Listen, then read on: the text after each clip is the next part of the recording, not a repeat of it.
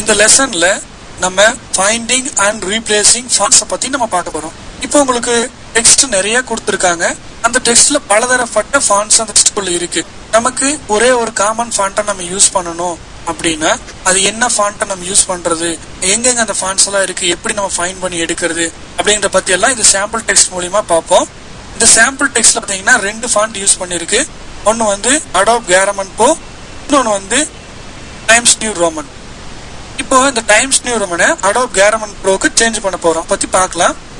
Selection tool select பண்ணிட்டு text frame select பண்ணிக்கிறீங்க.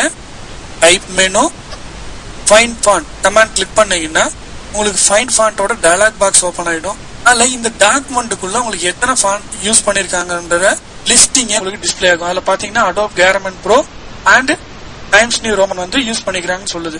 இப்போ நமக்கு எந்த ஃபாண்ட்டை சேஞ்ச் பண்ண போறோம்? டைம்ஸ் நியூ ரோமன் ஃபாண்ட்ல இருந்து அடோப் கேரமன் ஃபாண்ட் தான் சேஞ்ச் பண்ண போறோம். அப்போ டைம்ஸ் நியூ ரோமன் ஃபாண்ட்டை செலக்ட் பண்ணிக்கிறீங்க.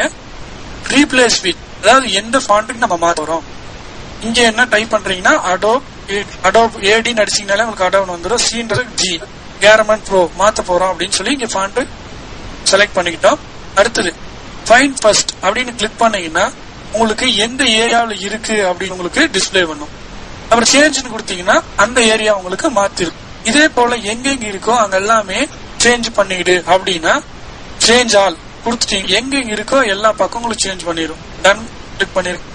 எல்லாமே உங்களுக்கு வந்து அடோப் கேரமன் ப்ரோ தான் இருக்கும். செலக்ட் பண்ணி பாருங்க. அடோப் கேரமன் ப்ரோ தான் உங்களுக்கு இருக்கு. இதுக்கு முன்னால எப்படி இருந்திருக்கும்னு பாக்கணும்னா அன்டு பிரஸ் பண்ணிக்கலாம்.